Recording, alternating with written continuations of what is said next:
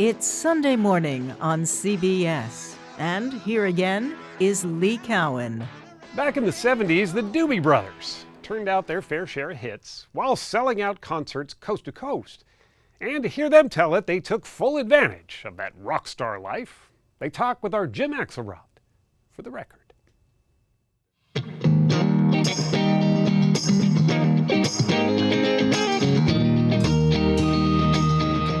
Considering they've been playing this riff for half a century, maybe it shouldn't be a surprise.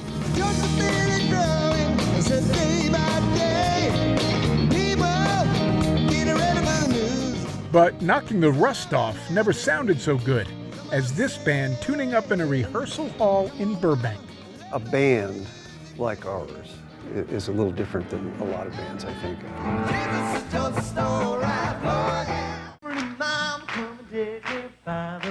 The Doobie Brothers are more than a little different, selling more than 50 million albums over the last 50 years. You can count on one hand and maybe have a few fingers left over the number of bands that have had that kind of longevity. Right. I think we all feel pretty lucky. Yeah.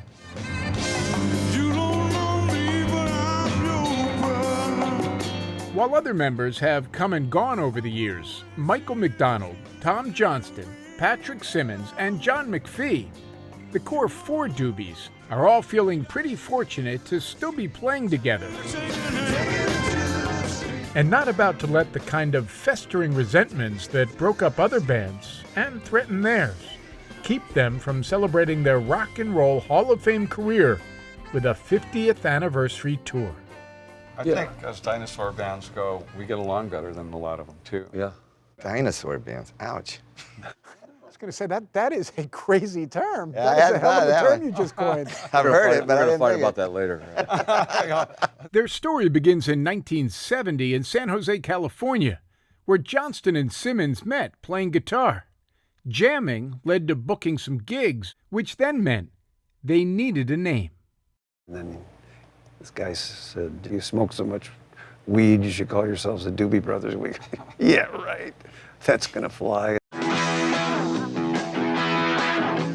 Their hard-driving rock appealed to a crowd of bikers and hippies in Northern California as they reeled off a string of hits: China Grove, Black Water, Rocking Down the Highway.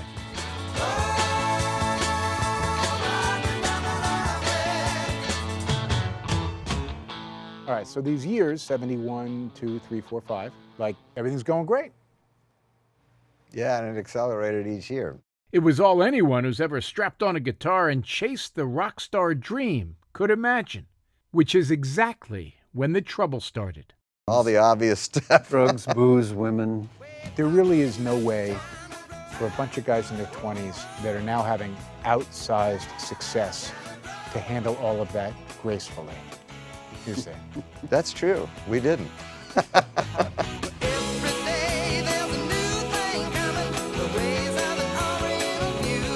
Co-founder Tom Johnston was the first casualty, sidelined by a bleeding ulcer as the band was on tour. I had to leave the band, unfortunately. I mean, I'd had the ulcer since high school. And then throw in the booze, the drugs, the Well, yeah, it lifestyle just of a rock and roll star. Exacerbates the whole problem. The Doobies needed to find someone fast. A few of them knew a keyboardist who was playing clubs in and around Los Angeles. At that point, I was playing the Trojan Room in Glendale. Yeah. You're at the Trojan Room in Glendale on a Tuesday, and by Thursday, you're playing with the Doobie Brothers? Michael McDonald's life would never be the same, nor would the Doobie Brothers when it came time to record their next album. I started to kind of bring in songs that were at that point, kind of, in varying degrees of being finished. Taking to the Streets was one of them. The sound of the Doobie Brothers was shifting.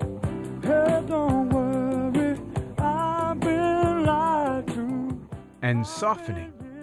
Were you aware that, am I changing the sound of this Oh yeah, hyper aware of that, and not in a good way. I felt like, oh boy, you know, I'm going to be the reason this whole thing turns into, you know, part of the.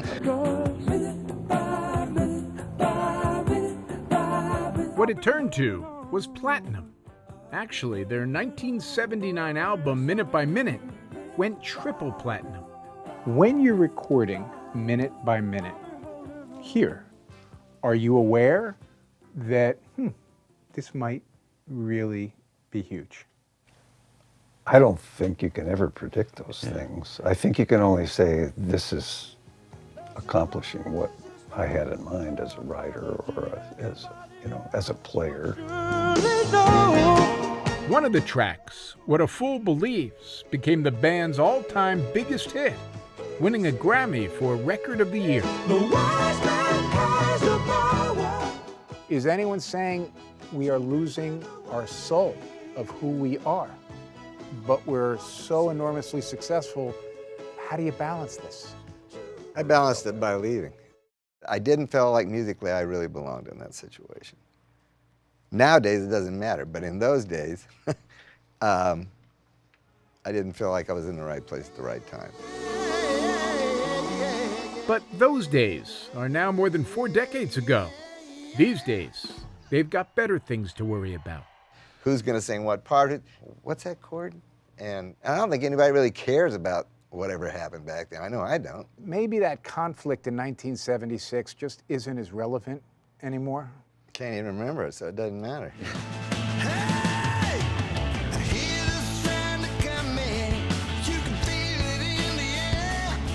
Last year, the Doobie Brothers, minus McDonald, released their latest album, Liberté, their first in more than a decade.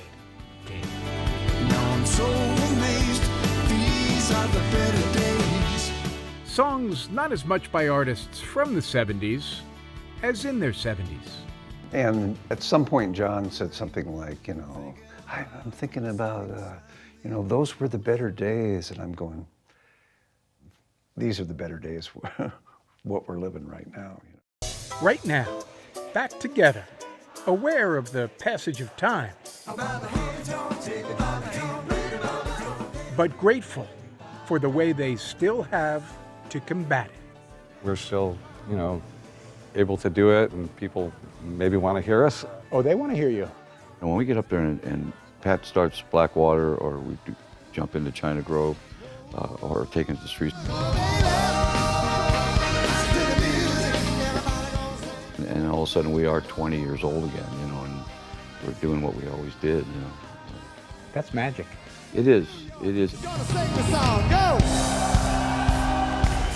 Everybody gonna sing